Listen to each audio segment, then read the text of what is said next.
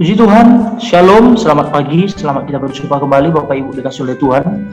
Selamat datang dalam ibadah GKTI Raja Daud. Kiranya kita semua dalam keadaan sehat dan baik dan sukacita dalam beribadah pada minggu pagi ini. Kita mau mulai ibadah kita pada pagi hari ini, saudaraku. Kita memuji Tuhan, kita mengangkat pujian, kita katakan jiwaku sungguh merindukanmu.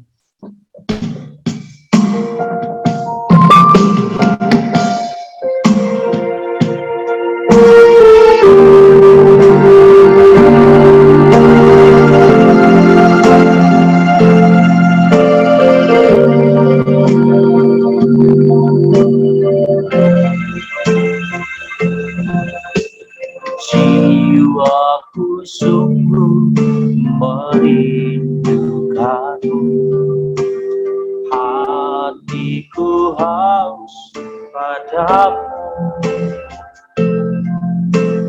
Ku mau selalu tinggal di dalammu, menikmati kebaikan.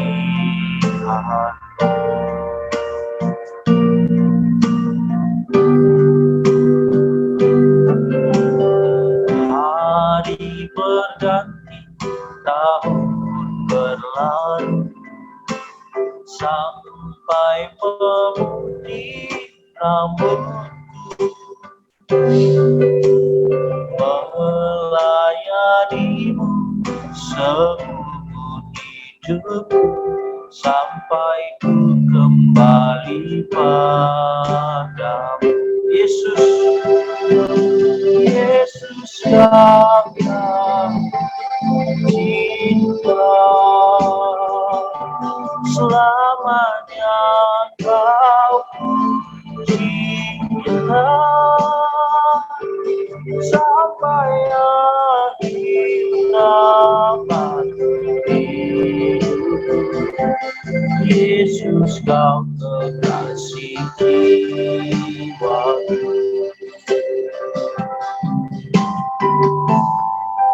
Dari awal kita nyanyikan pujian ini.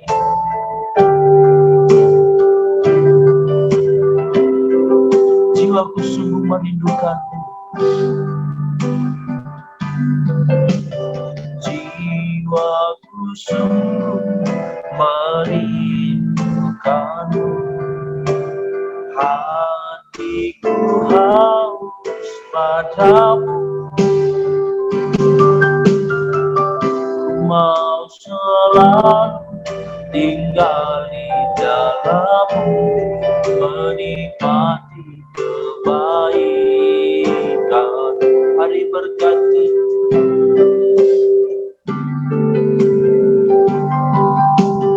hari berganti, tahun berlalu, sampai memutih rambutku, melayanimu seumur hidupku, sampai ku kembali padamu. Yesus Kau yang cinta, selamanya Kau cinta, sampai akhir zaman hidup. Yesus Kau kekasih jiwaku. Yesus Kau yang cinta, selamanya Kau cinta, sampai akhir zaman hidupku. Yesus Kau kekasih jiwa. Yesus Kau yang cinta, selamanya Kau cinta, sampai akhir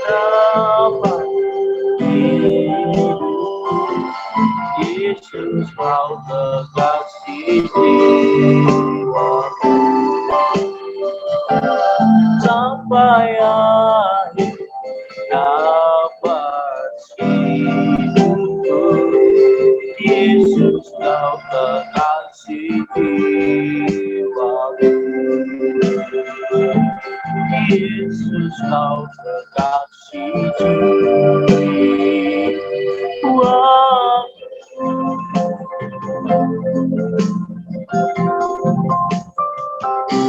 Terima kasih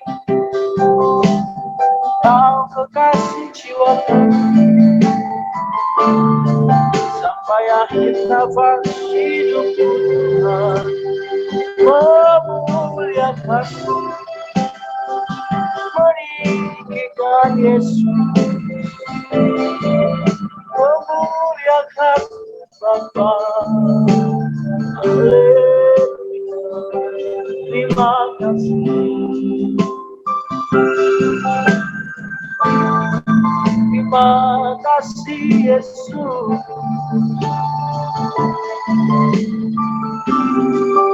Kau baik, kau baik.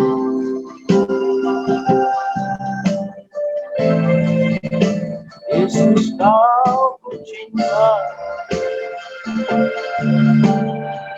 Yesus kau cinta, selamanya kau cinta, sampai akhir nafas hidupku. Yesus kau kekasih jiwaku, Yesus kau kekasih jiwaku.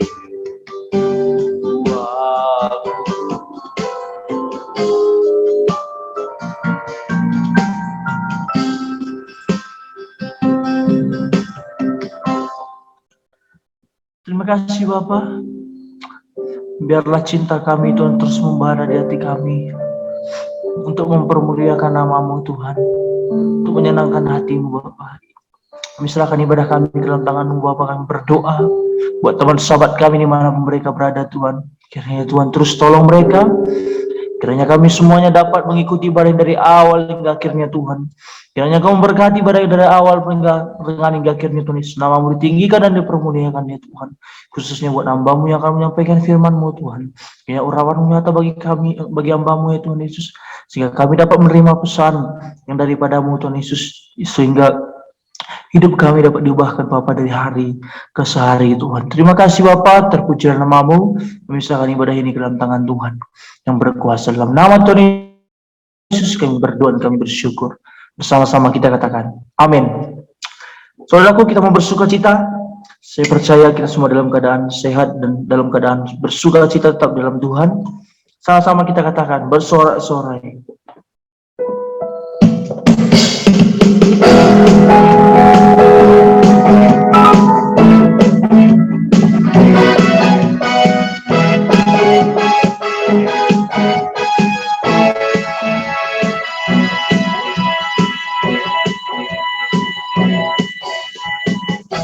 Sorak-sorai, muliakan nama-Nya, Dia berperang ganti kita. Bertepuk tangan, muliakan nama-Nya, Dia selamatkan jiwa kita. Satu-satunya penebus, satu-satunya penebus, kalahkan maut, bangkit dan hidup. Tuhan yang memberi kemenangan bersama kita, di dalam kita. Masuk dalam kemuliaan-Nya, Dia perlindungan dan pengharapan. Jauh sedikit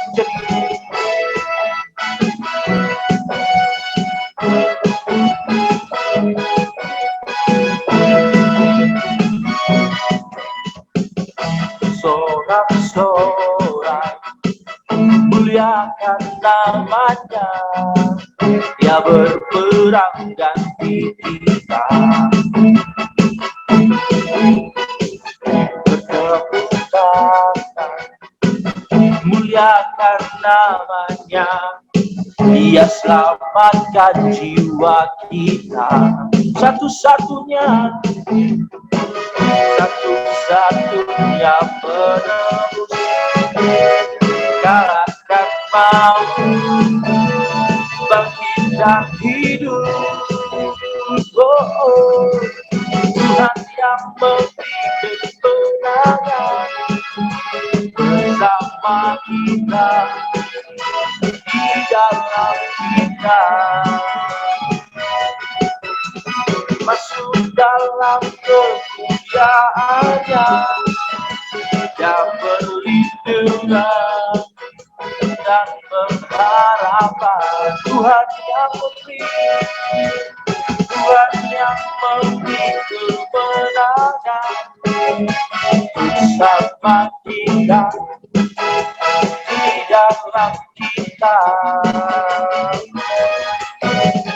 Masuk dalam kemuliaannya yang perlindungan dan pengharapan. Yang perlindungan dan pengharapan.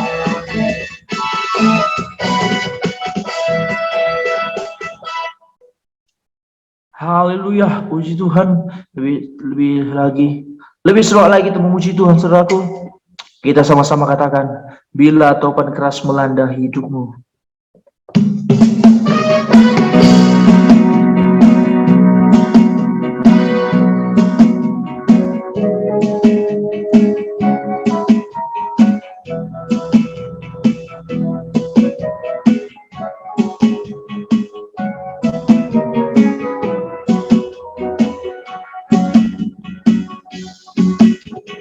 Bila topan keras melanda hidupku, bila putus asa dan letih lesu, berkat Tuhan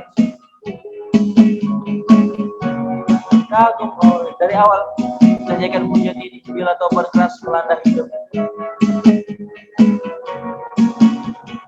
Bila topan keras melanda hidupku, bila putus asa dan letih lesu, berkat Tuhan satu-satu hiduplah.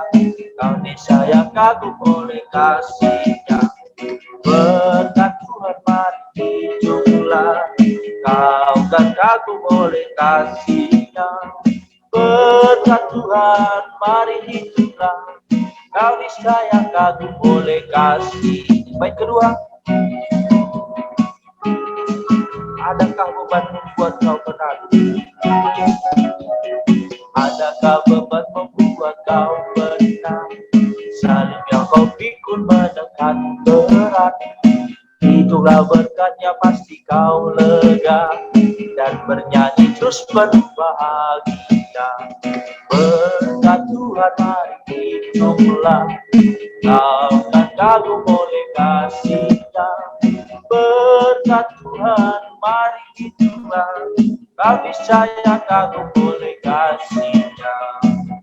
Dari awal sajikan pujian ini dengan sungguh-sungguh, buat saudara yang sedang merasakan beban berat dalam hidupnya, nikmati pujian ini, sama-sama kita nyanyikan. Bila topan keras melanda hidupmu, bila topan keras melanda hidupmu, bila putus asa dan letih lesu, berkat Tuhan satu-satu hiduplah. Kau niscaya kagum oleh kasih-Nya.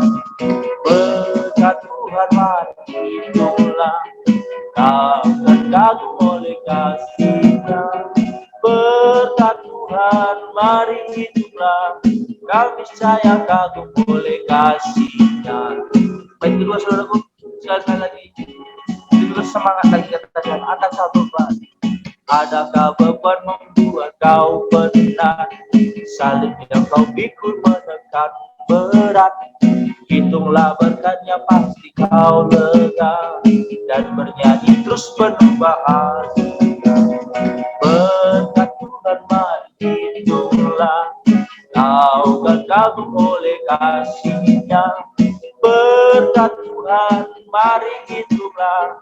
Kau disayang kagum oleh kasih. Berkat Tuhan, mari hiduplah. Kau kan kagum oleh kasih-Nya. Berkat Tuhan, mari hiduplah. Kau disayang kagum oleh kasih-Nya.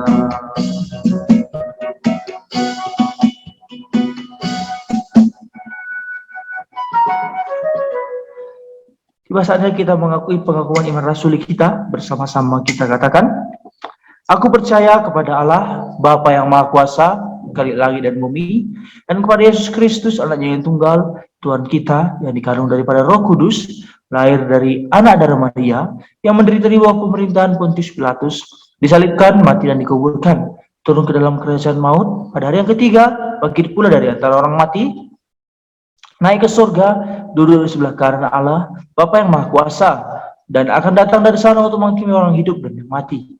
Aku percaya kepada Roh Kudus, gereja yang kudus dan am, persekutuan orang kudus, pengampunan dosa, kebangkitan daging dan hidup yang kekal. Amin.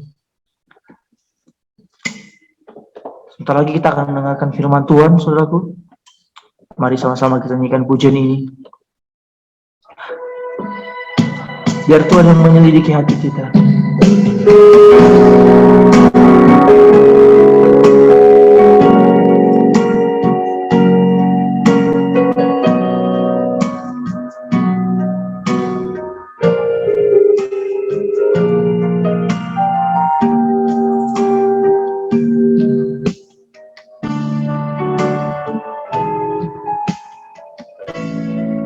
Pujilah aku Tuhan,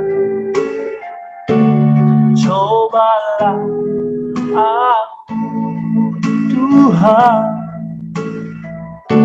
selidiki batinku dan hatiku,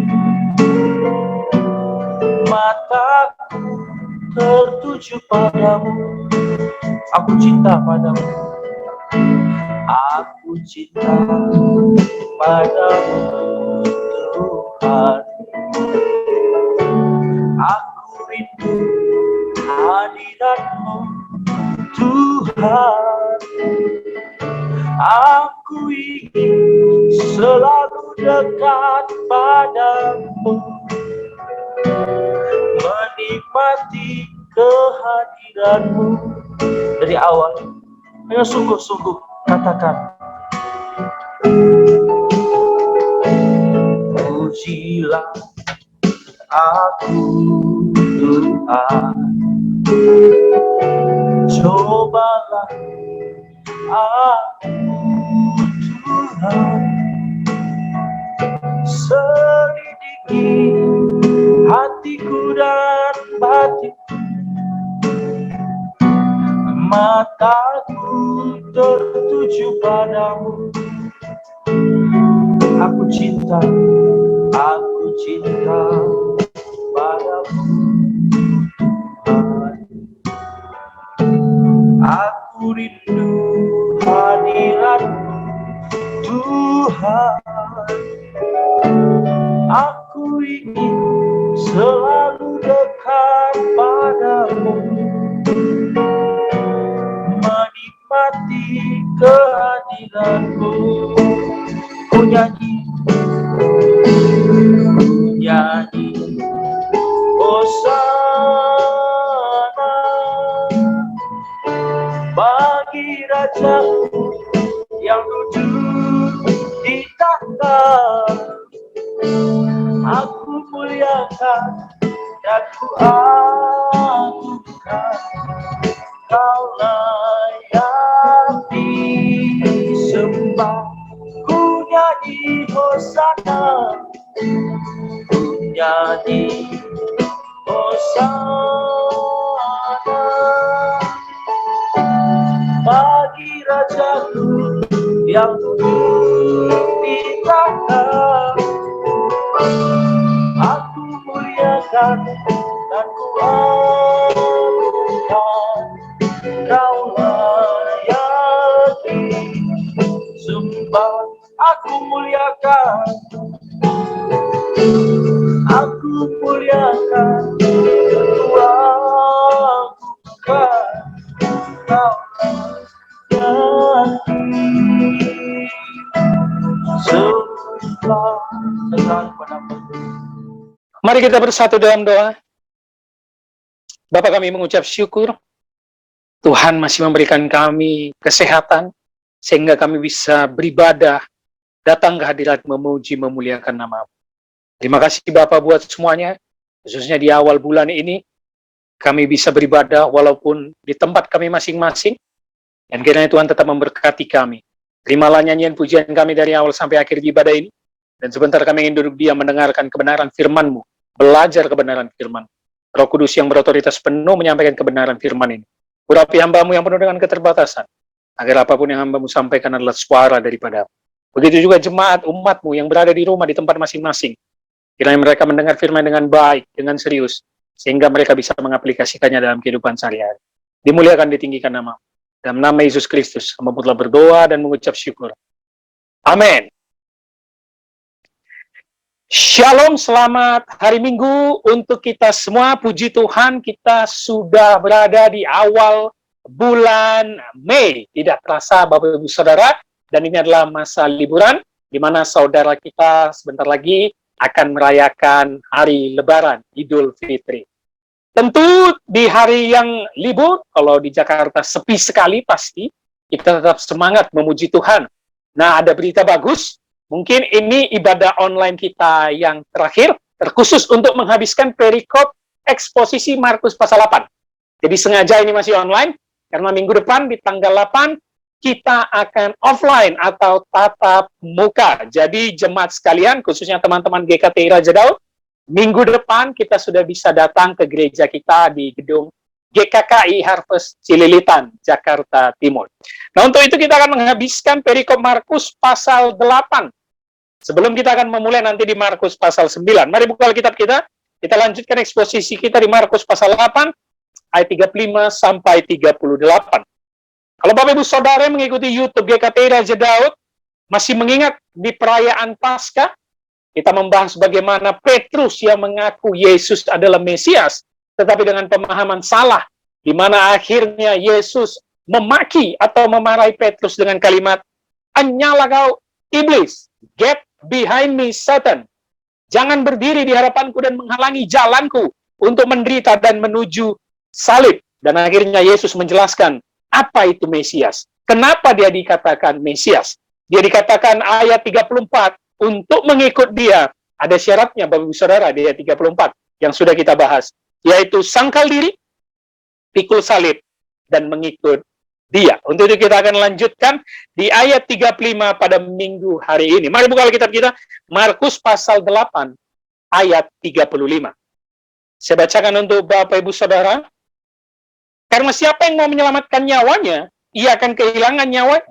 Tetapi barang siapa kehilangan nyawanya karena aku dan karena Injil, ia akan menyelamatkan.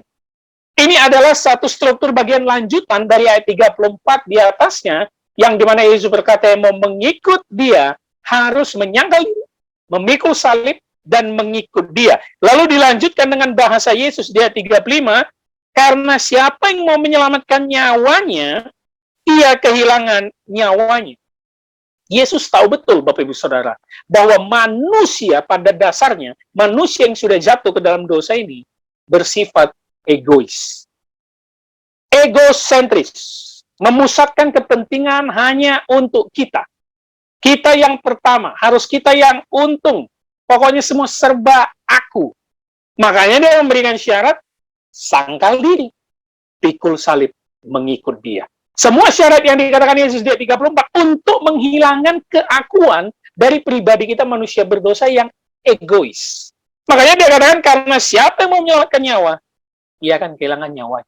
Kenapa Bapak Saudara? Yesus tentu ingin mengingatkan murid-muridnya khususnya dalam konteks ini, lo nyawamu itu kan milik Tuhan. Tuhan yang memberi, Tuhan yang mengambil. Kalau kita pakai bahasa Ayub kan seperti itu ya. Nyawa itu punya Tuhan. Dia menghembuskan kehidupan ketika kita lahir, lalu dia juga yang akan mengambil kita. Sehingga nggak ada gunanya kita egosentris dan hanya mementingkan kepentingan sendiri. Inilah maksud Yesus tujuannya datang ke dunia sebagai Mesias, supaya orang tahu, khususnya murid-murid dan umatnya, menanggalkan kesiakuan. Hilangkan egoisme di dalam diri kita. Tetapi kalau kita baca kalimat ini, apakah Yesus ingin mengajarkan supaya kita tidak sayang nyawa? Nah, kita perlu perhatikan kalimat Yesus ya. Dia berkata, siapa yang mau menyelamatkan nyawanya, ia akan kehilangan nyawanya. Kalau gitu hidup asal-asalan saja. Kalau gitu main lompat-lompat dari jurang saja, gitu kan ya. Kalau gitu suka-suka saja, karena kita ngapain nyelamatin nyawa kita. Bukan seperti itu tentunya, Bapak Ibu Saudara. Yesus tidak mungkin mengajarkan kita tidak sayang nyawa kita, sehingga hidup asal-asal. Karena ada alasannya, kalimat selanjutnya. Perhatikan ayat 35 itu. Tetapi barang siapa kehilangan nyawanya, karena aku. Stop, itu poin pertama. Garis bawahi kalimat, karena aku, dan karena Injil. Stop, garis bawahi, itu yang kedua. Ia akan menyelamatkan. Ternyata setelah ayat 34, di ayat 35 pun ada term and condition. Ada syarat yang diberikan Yesus kalau mau mengikut dia, dan mengerti dia adalah Mesias yang sejati. Bukan kita tidak sayang nyawa, tetapi untuk mengikut Yesus, untuk memberitakan firman, sangkal diri pikul salib. Yang pertama, itu karena Yesus. Karena aku. Sehingga banyak orang berpikir salah tafsir dengan ayat ini yang berkata, oh aku mencuri karena memang gak ada duit, gitu ya. Orang rumah gak bisa makan, aku mencuri. Ketangkap sama polisi. Maka inilah pikul salibku. Loh, enggak dong. Itu bukan pikul salib, gitu ya. Ada orang Kristen mencuri karena untuk makan keluarganya, karena orang susah, sehingga ketika ketangkap dia bilang, aku pikul salib. Gitu. Enggak. Itu kriminal, bukan pikul salib. Engkau akan dipenjara, gitu ya. Itu bukan pikul salib. Gitu ya. Lalu ada sekarang yang tren zaman sekarang, kalau Bapak Ibu Saudara ikuti media sosial, ada salah satu hamba Tuhan gitu ya, yang dulu dia dari agama seberang, yang sekarang kerjanya malah ngejek-ngejek agama yang dia tinggalkan. Dia merasa dia seperti Rasul Paulus, yang dia berkata, ketika aku membela kekristenan, aku ditangkap, di penjara pun tidak masalah. Loh, enggak dong. Itu bukan karena Yesus, bukan karena aku, bukan seperti itu. Mengikut Yesus menjelek-jelekan agama lain, enggak. Bukan seperti itu. Syarat yang pertama, karena Yesus. Yang kedua apa? Dan karena Injil. Nah, itu dia. Engkau menderita karena Yesus, engkau menderita karena Injil, engkau adalah murid sejati yang mengikut dia. Saya berikan contoh. Engkau karyawan beragama Kristen yang jujur, yang pintar, yang taat pada aturan kantor. Sehingga kau kerja dengan baik, melejit cepat naik jabatan. Tetapi untuk mengincar posisi manajer, engkau tidak bisa pernah dapat. Bukan karena engkau gagal, bukan karena engkau salah atau karena engkau bodoh. Hanya persoalan birokrasi agama. Karena banyak di bangsa kita Indonesia, kalau tidak seagama sesuai birokrasinya, maka tidak bisa naik jabatan. Tidak masalah. Itulah pikul salibmu di dalam kehidupan pekerjaanmu, Bapak Ibu Saudara. Jangan pernah nyesal dan bilang, Tuhan, aku kan udah bekerja dengan baik, kok posisiku nggak naik-naik. Lo nggak masalah. Karena itu memang birokrasi yang terjadi di kehidupan bangsa kita. Bukan berarti kalau kau nggak jadi manajer, engkau nggak diberkati. Bukan. Justru lewat jabatanmu yang di bawah manajer, engkau tetap menjadi saluran. Contoh yang paling nyata karena Injil apa? Misionaris. Orang yang menyerahkan hidupnya tidak menikah demi pemberitaan Injil sampai ke pedalaman-pedalaman Afrika. Karena aku dan karena Injil. Itulah syarat mengikut Yesus. Makanya selalu ada kalimat penutup di dalam setiap bacaan Kristen atau khotbah atau tulisan-tulisan majalah Kristen apa? Soli Deo Gloria. Kemuliaan hanya untuk Tuhan. Nah, bagaimana kita mempraktekkan ini? Sesuai dengan ajaran Yesus juga, Bapak Ibu Saudara. Tampar pipi kanan, berikan pipi kiri. Pengampunan yang tiada batasnya. Itulah pikul salibmu. Bagaimana engkau dalam rumah tanggamu, mengampuni suamimu, mengampuni istrimu. Apapun yang terjadi, itulah pikul salibmu. Tetap setia. Karena engkau menjadi murid Kristus yang sejati. Jadi bukan berarti tidak menyayangi nyawa atau hidup asal-asalan tanpa aturan, tetapi karena Yesus dan karena Injil. Coba kita lanjutkan ayat 36, ini lanjutannya dari ayat 35. Apa gunanya seorang memperoleh seluruh dunia, tetapi ia kehilangan nyawanya? Ini bahasa hiperbola Yesus ya. Ya kan, nggak mungkin seluruh dunia itu apa gitu kan ya. Tetapi ini bahasa hiperbola Yesus, yang dimana dia sebagai rabi atau pengajar, suka sekali dengan bahasa-bahasa perumpamaan atau hiperbola. Apa gunanya seorang memperoleh seluruh dunia? Kenapa? Yesus tahu, selain manusia itu fokusnya diri sendiri dan egois, pasti ingin mencari kenikmatan dunia. Apa itu? Uang, kekayaan, jabatan. Makanya Yesus pernah bilang apa? Injil Matius khotbah di bukit. Tidak bisa engkau mengabdi kepada dua Tuhan. Pilih, Tuhan atau mamon. Mamon, kekayaan dunia. Saya selalu berkata kepada teman-teman jemaat yang pekerjaannya bagus, kalau engkau terus berjerih payah, mencari uang, bekerja mengejar gaji setinggi-tingginya atau kekayaan, tidak pernah memberikan waktu untuk Tuhan, engkau sudah tunduk kepada tuanmu, yaitu mamon. Lalu mereka akan jawab dengan ngeles, nggak gitu Pak Pendeta. Kita 50% kerja cari duit, 50% untuk Tuhan. Itu pembohongan. Itu sudah pasti pembohongan. Tidak mungkin kau hidup balance. Karena Yesus sudah memperingatkan, pilih Tuhan atau mamon. Ini peringatan yang keras untuk kita. Untuk apa engkau kaya, Bapak Ibu Saudara? Kalau nyawamu binasa. Untuk apa kau punya segala-galanya? Mobil mewah, rumah mewah, barang mewah. Keluargamu berantakan. Engkau jauh dari Tuhan. Tidak ada perasaan damai di dalam hati. Ini yang Yesus peringatkan kepada murid. Bahwa aku Mesias yang bukan seperti Raja Daud, walaupun keturunan Daud, yang memiliki kekayaan. Karena dinasti Daud adalah dinasti yang hebat. Pada saat dia memerintah bangsa Israel. Bukan seperti itu. Justru aku mengatakan, tidak perlu engkau memperoleh seluruh dunia. Tetapi kehilangan nyawa. Apa maksud Yesus mengatakan kehilangan nyawa? Hidupmu bahagia di dunia. Jiwamu binasa. Nah itu dia. Engkau bahagia di dunia, tetapi jiwamu binasa. Dan tentu firman ini harus kita kumandangkan terus-menerus. Karena fakta lapangan yang terjadi, semua manusia mengejar dunia. Nah itu yang kita sesalkan. Semua manusia mengejar kenikmatan dunia. Semua manusia pengen sukses dan kaya. Semua manusia pengen punya rumah yang bagus, mobil yang bagus. Semua pengen. Gak usah munafik. Kita pengen punya uang banyak, gak usah munafik. Semua pengen. Tapi kiranya dalam khotbah ini kita diperingatkan supaya mengikuti Yesus, bukan soal itu. Bukan soal itu. Karena kita tahu, kalau kita baca cerita-cerita orang sukses, orang kaya gitu ya, yang hartanya triliunan, jiwanya nggak tenang. Nah itu ya, jiwanya itu nggak tenang. Sulit tidur, karena harus memikirkan profit perusahaan, bagaimana membuka cabang yang baru, mengelola bebannya itu banyak sekali. Itulah yang disebut jiwanya tidak tenang. Sesuai dengan ayat ini, buat apa kau peroleh seluruh dunia ini? Dengan segala kenikmatan. Tapi nyawamu tidak selamat. Makanya saya selalu peringatkan Bapak Ibu Saudara, kalau engkau diberkati Tuhan, dengan kaya, dengan berlimpah, pergunakanlah kembali untuk pekerjaan Tuhan. Ayo, lakukanlah pelayanan misi, pembangunan gereja, pembangunan tempat ibadah, memberi kepada sesama agama lain. Dan itulah yang dari kecil sekarang ingin kita praktekkan di GKTI Raja Daud dan Yayasan Pondok Raja Daud. Saya selalu bilang kepada rekan-rekan di yayasan dan juga teman-teman anak muda di GKTI Raja Daud, kenapa kita merintis ini? Bukan untuk membuat suatu sinode baru, bukan untuk membuat suatu ajaran baru, bukan. Mempraktekkan hukum terutama dan utama. Kasihlah Tuhan Allah. Apa itu? Dengan kita memperdalam firman. GKTI Raja Daud selalu memperdalam firman. Eksposisi adalah salah satu bentuk. Memperdalam firman. Ada pendalaman Alkitab. Menulis buletin. Menulis buku rohani. Kasihlah Tuhan Allah. Lalu berikutnya, kasihilah sesamamu. Yayasan kita bergerak, berbagi selalu. Bukan hanya kepada sesama orang Kristen, tetapi juga agama lain. Nah, kita punya semua cara-cara itu untuk kita praktekkan. Dari mulai kita tidak ada. Dari mulai kita kecil. Bukan nunggu waktu uang kita ada. Karena saya paham, ketika uang ada, pikiran dan tujuan kita tidak lagi mulai dari itu.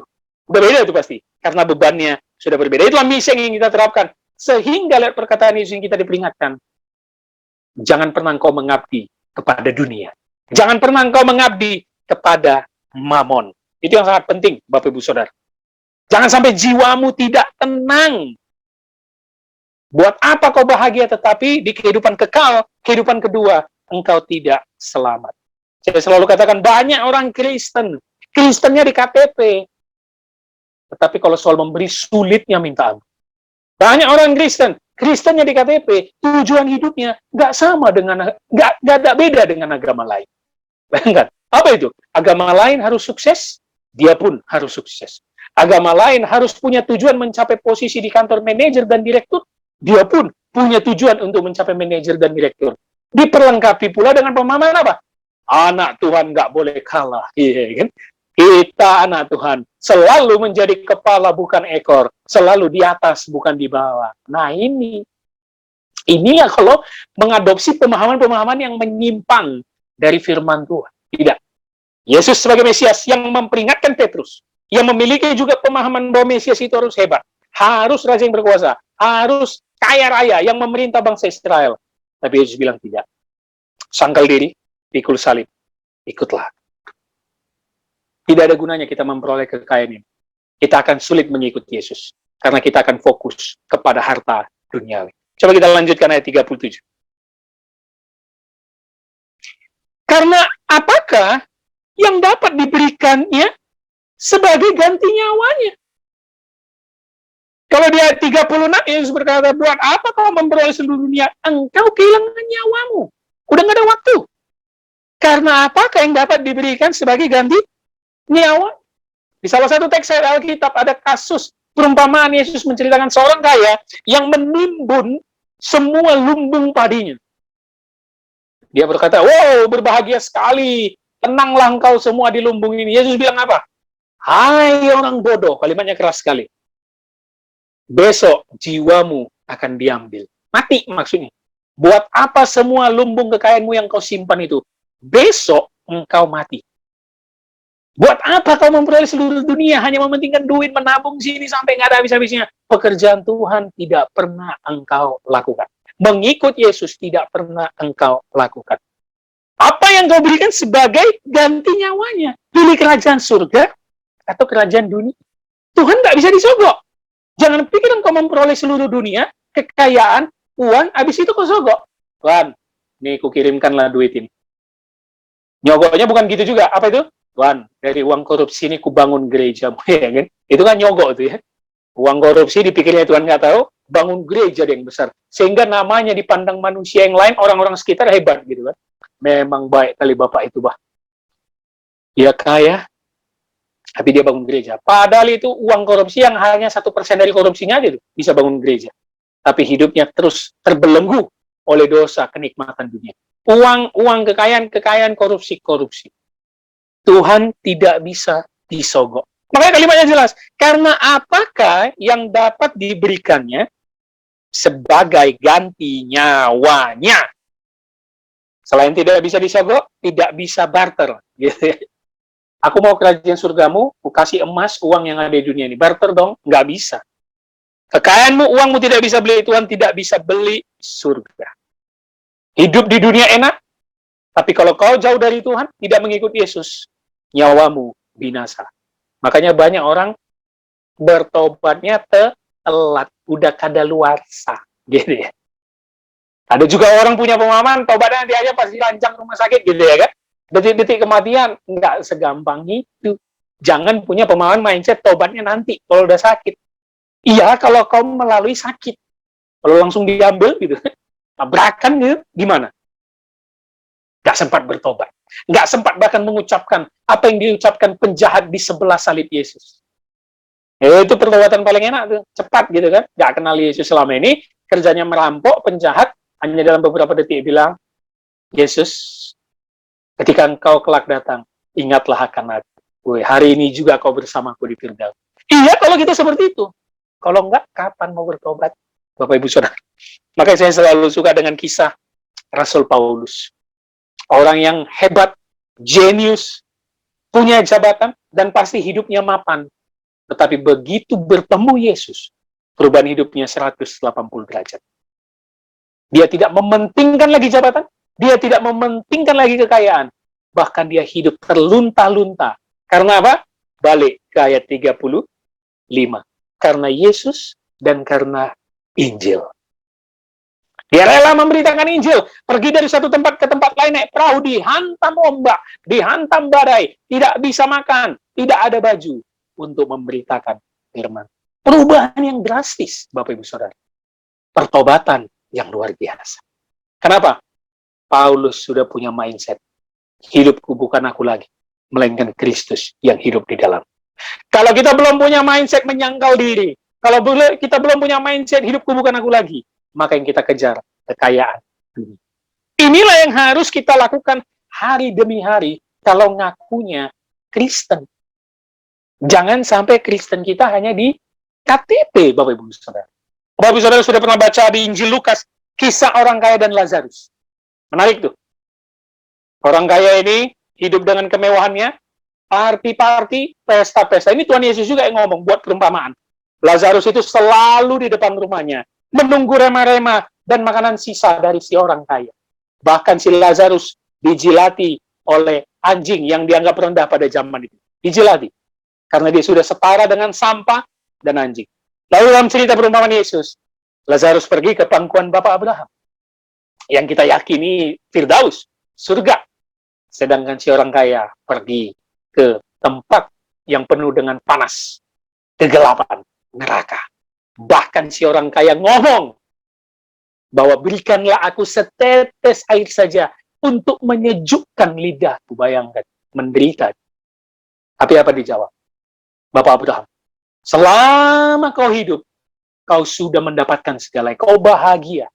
Tetapi Lazarus ini tidak pernah kau respon, tidak pernah kau perhatikan. Sekarang, Lazaruslah yang mendapatkan kebahagiaan.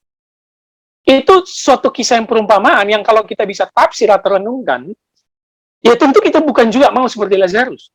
Ya, itu kan kayak ngemis ya di depan pintu rumah orang kaya, sampai dijelati anjing. Tidak. Tetapi yang disorot itu adalah si orang kayanya, yang sudah tahu Lazarus di depan pintu setiap hari, tidak mau mengasihi dan memberi. Bapak Ibu Saudara, kau kaya tidak ada masalah. Tidak ada teologi manapun yang mengatakan orang Kristen nggak boleh kaya. Enggak. Tetapi kayamu tidak kau pakai untuk memberi kepada Tuhan dan sesama.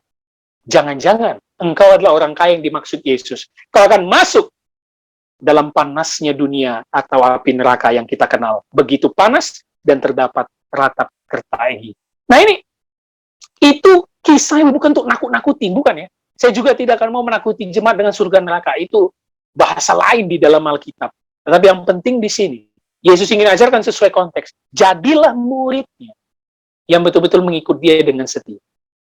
Yang menanggalkan kesiakuan sehingga kita tidak peduli dengan kenikmatan seluruh dunia dan memikul salib. Bapak Ibu Saudara, kalau kita baca teks ini mulai dari ayat 34 waktu Paskah kemarin, memikul salib, itu kan aneh. Kenapa? Oh, Yesus belum mati. Emang murid-murid tahu dia bakal disalib? Enggak, Bapak Ibu Saudara.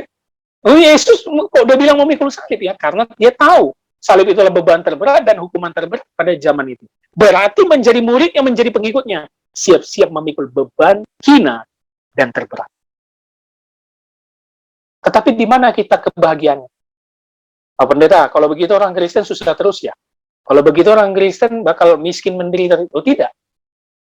Kita tidak punya teologi orang Kristen nggak boleh kaya. Kita juga tidak punya teologi orang Kristen harus miskin. Tidak. Kalau meminjam bahasa Yesus, bahasa Alkitab, ya hidup secukupnya. Kenapa cukup? Karena dari kekayaan kita terus membagi kepada orang. Semua mendapat bagian. Di mana kebahagiaannya kalau sangkal diri yang pikul salib? Bersama Yesuslah kebahagiaan. Karena kita menjadi murid yang mengikuti langkahnya. Udah di situ saja kebahagiaan kita. Makanya kalau bahasa yang lebih ekstrim apa? Salib itu kebanggaan kita. Salib itulah kebanggaan kita. Padahal salib itu hina. Salib itu kotor. Tapi itulah kebanggaan kita. Apa yang dapat diberikan sebagai ganti nyawa? Jangan lagi fokus kepada hal-hal duniawi. Jangan lagi fokus kepada egosentris. Yang merasa hidup ini masih panjang. Biar lagu happy-happy dulu. Menimbun kekayaan itu. Enggak. Yesus bilang dengan tegas.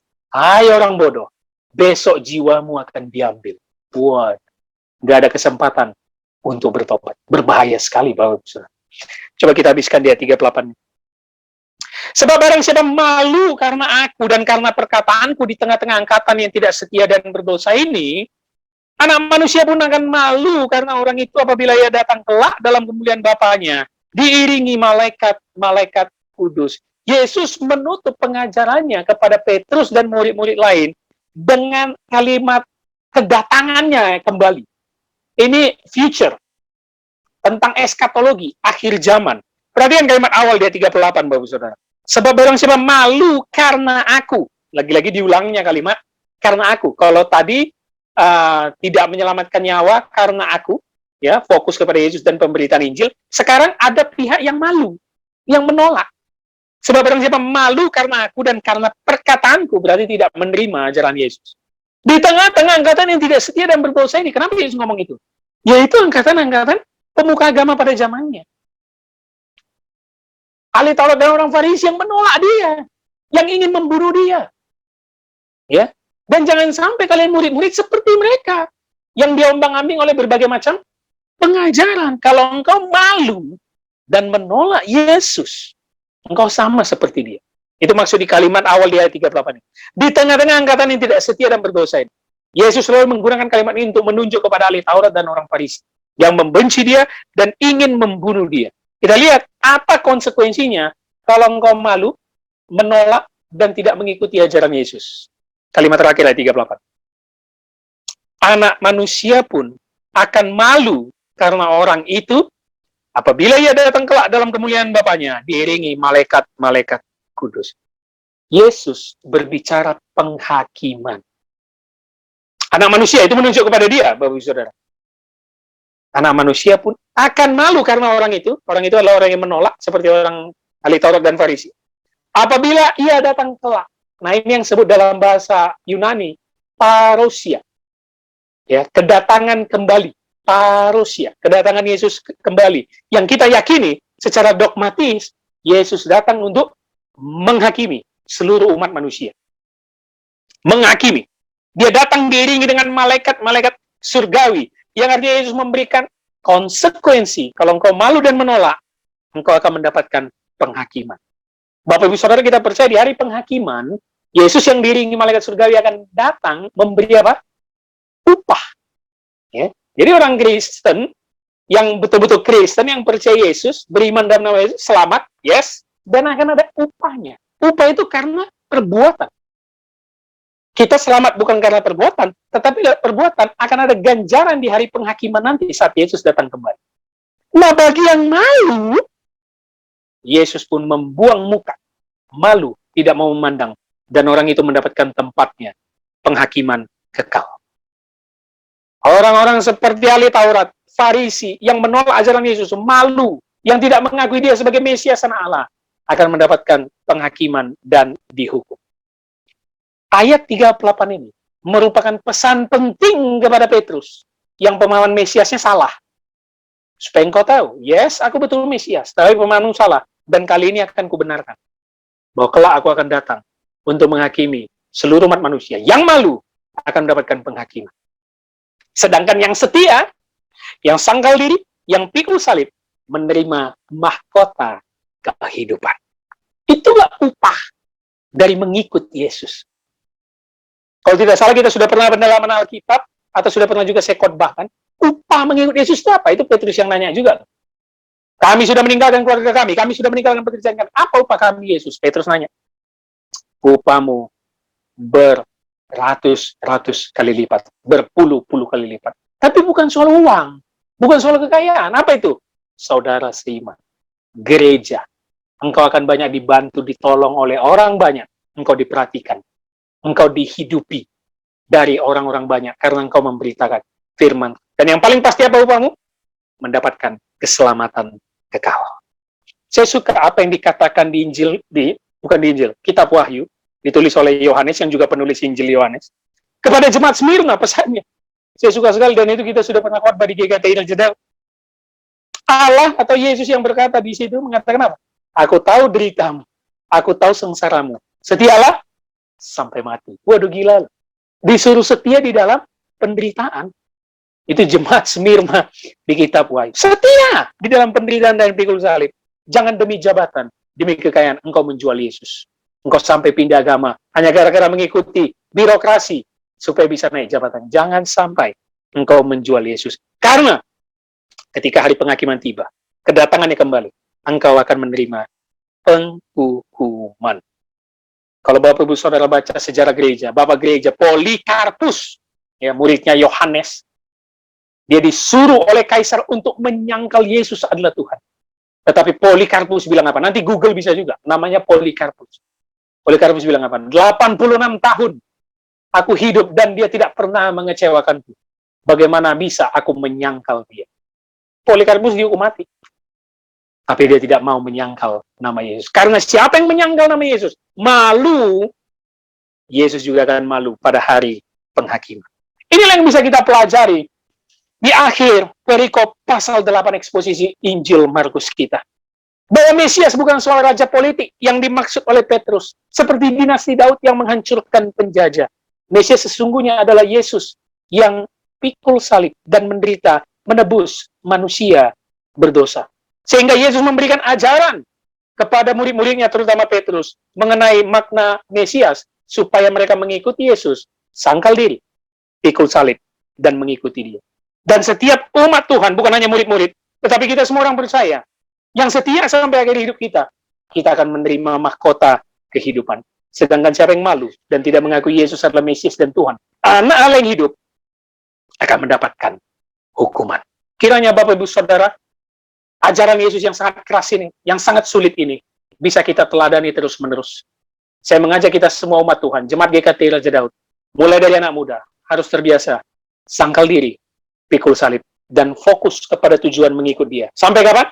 Sampai akhir hayat hidup kita, dan sampai dia datang kembali untuk menghakimi seluruh umat manusia. Amin. Mari kita berdoa. Bapak, kami mengucap syukur pada hari ini kami menyelesaikan eksposisi Injil Markus pasal 8, di mana kami terus ditegur, dinasihati, untuk menjadi pengikut dan murid-Mu yang setia. Kiranya lewat firman ini kami dinasihati untuk terus sangkal diri, pikul salib, dan fokus mengikut Yesus sampai akhir hayat hidup kami. Ampuni kami Bapa, yang sering menjadi murid yang tidak setia. Kami sering menyimpang ke kanan, ke kiri, tidak mengikuti teladan hidup. Kami sering mengecewakan-Mu dengan berbuat dosa. Kami masih terbelenggu oleh dosa-dosa yang ada di dunia ini. Bahkan kami hanya fokus mengejar kenikmatan dunia, mengejar kekayaan untuk mendapatkan duit sebanyak-banyaknya. Ampuni kami Bapa. Lewat firman hari ini, Roh Kudus memateraikannya dalam hati dan pikiran kami, supaya kami menjadi murid Kristus yang sejati, yang mengikuti langkah Tuhan kami Yesus Kristus, yang menderita di kayu salib. Terima kasih Bapa, dalam nama Yesus Kristus, kami telah berdoa dan mengucap syukur. Amin. Kita telah mendengarkan firman Tuhan pada saat pagi hari ini. Kita memuji Tuhan sekali lagi, saudaraku. Kita katakan, Engkaulah perisaiku.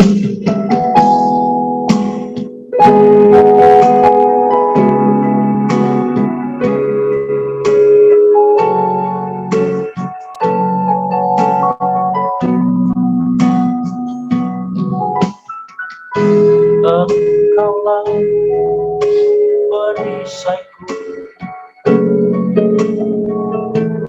saat badai menerpaku.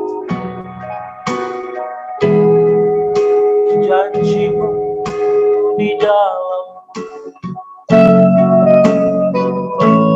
pulihkan jiwaku. Sekali lagi, Engkaulah perisaiku. Engkaulah perisaiku saat badai hidup menerpaku.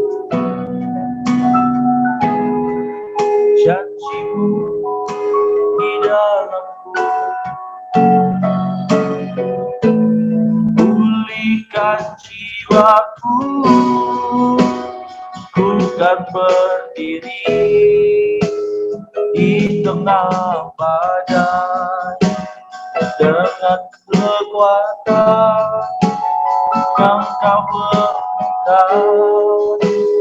Sampai kapanpun ku kan bertahan, karena Yesus selalu menumpukan berdiri, kan berdiri di tengah badai dengan kekuatan yang Kau berikan.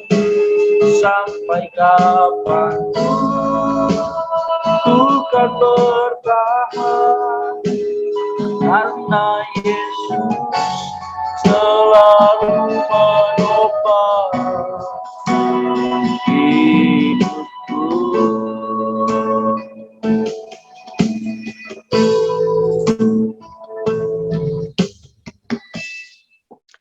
Shalom, selamat hari Minggu untuk kita semua. Kiranya Tuhan memberkati setiap rekan-rekan Jemaat GKTI Raja Daud dan siapapun yang menyaksikan YouTube GKTI Raja Daud di ibadah online ini. Puji Tuhan, hari ini seperti biasa kita akan melihat warta jemaat kita. Yang pertama sudah pasti karena ini masih online, oleh karena itu persembahan bisa dilakukan lewat transfer bank. Kalau ke gereja kita itu Bank BKI, nomor rekening sesuai yang tertera di layar. Begitu juga dengan yayasan yang melakukan banyak kegiatan, bisa mengirimnya ke Bank BCA sesuai dengan nomor rekening yang ada di layar. Mari bantu terus pelayanan GKTI Raja Daud, Yayasan Pondok Raja Daud, dan teman-teman sudah bisa mendisiplinkan diri memberikan persembahan dan perpuluhan setiap bulannya. Selanjutnya, kita melihat kelas pendalaman Alkitab yang selama libur ini mungkin masih off, tapi seperti biasa kita di hari Rabu itu tatap muka bersama rekan-rekan di Food Court Senen City, jam 1, kita sambil makan, nongkrong, begitu ya. Dan juga Kamis bersama mahasiswa-mahasiswa teologi lewat Zoom online. Bagi yang ingin bergabung atau tertarik, bisa DM Instagram kita di @KingDavidMinistry dan menghubungi majelis kita Romi dengan nomor telepon yang tertera. Selanjutnya, YouTube channel kita seperti biasa, GKTI Raja Daud menayangkan ibadah setiap minggunya. Mari subscribe dan share, like, komen, begitu juga dengan YouTube Hanya Alkitab, yang terus menampilkan isu-isu teologis dan pendalaman, tafsir firman Tuhan, biasanya banyak isu kontroversial. Teman-teman bisa buka Hanya Alkitab dan banyak isu-isu yang luar biasa bisa dipelajari. Mari dukung terus pelayanan YouTube kita, like, comment, subscribe, dan share. Dan yang terakhir, seperti biasa pelayanan media kita lewat media cetak, ya. Ada buku dan buletin. Buku kita sudah ada 5, dari pacaran, pernikahan. Yang pertama, Logos dan Rema, pacaran pernikahan. Yang kedua, perzinahan, perceraian, dan 55 topik sulit Alkitab. Doakan bulan Juni tahun ini, mungkin buku ke-6 saya akan terbit.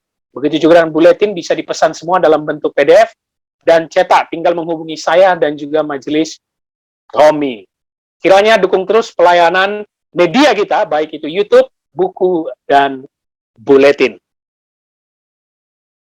Mari Bapak Ibu Saudara, untuk mengakhiri ibadah kita bersatu di dalam doa.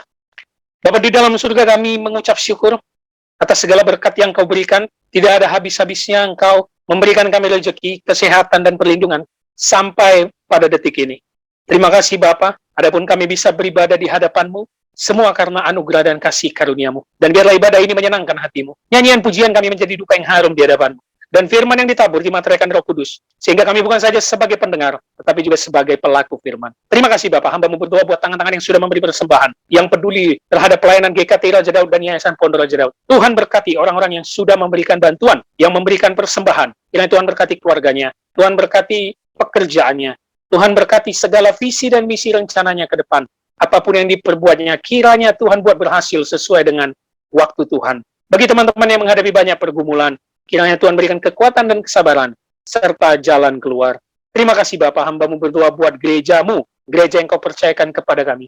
GKTI Raja Daud, segala visi, misi, programnya kami serahkan ke dalam tangan Tuhan. Kami hanya hamba dan alat-Mu. Pakailah kami dengan setia, dengan dahsyat dan luar biasa, untuk menjalankan gereja-Mu. Terima kasih Bapak. Hamba berdoa buat rekan-rekan yang mungkin dalam keadaan sakit.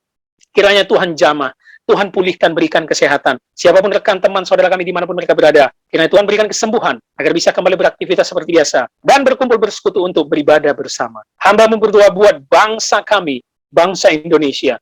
Tuhan berkati dari pemerintahan pusat sampai daerahnya. Tuhan berkati segala program kerjanya, sehingga pemerintah dari atas sampai bawah bisa bekerja dengan baik, bersinergi, bekerja dengan jujur. Dan Tuhan memakai orang-orang yang takut akan Tuhan untuk menjalankan bangsa ini. Hamba berdoa buat umat-Mu di bangsa Indonesia ini. Pakailah kami untuk menunjukkan bahwa kamilah garam dan terang.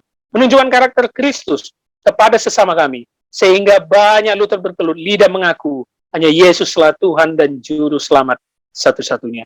Terima kasih Bapak buat semuanya. Kami siap menerima berkat dari Tuhan. Mari jemaat Tuhan yang berada di tempat masing-masing. Sebelum kita menerima berkat Tuhan, kita sama-sama berdoa. Doa yang diajarkan oleh Tuhan Yesus. Bapa kami yang di sorga, dikuduskanlah nama-Mu, datanglah kerajaan-Mu, jadilah kehendak-Mu di bumi seperti di sorga. Berikanlah kami pada hari ini makan kami yang secukupnya, dan ampunilah kami akan kesalahan kami, seperti kami juga mengampuni orang bersalah kepada kami. Dan janganlah membawa kami ke dalam pencobaan, tetapi lepaskanlah kami daripada yang jahat. Karena Engkau yang punya kerajaan, dan kuasa, dan kemuliaan, sampai selama-lamanya. Amin. Arahkanlah hatimu dan terimalah berkat Tuhan. Tuhan memberkati engkau dan melindungi engkau. Tuhan menyinari engkau dengan wajahnya dan memberi engkau kasih karunia. Tuhan menghadapkan wajahnya kepadamu dan memberi engkau damai sejahtera. Amin. Bapa, terima kasih. Bapa, terima kasih. Bapa di dalam surga, ku berterima kasih. Amin.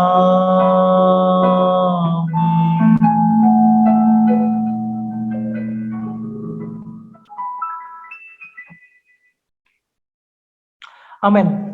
Puji Tuhan, Bapak Ibu saudara dikasih oleh Tuhan. Terima kasih dan selamat hari Minggu bagi kita semuanya. Selamat kita menjalani aktivitas minggu ke depan. Kiranya Tuhan Yesus memberkati kita semuanya.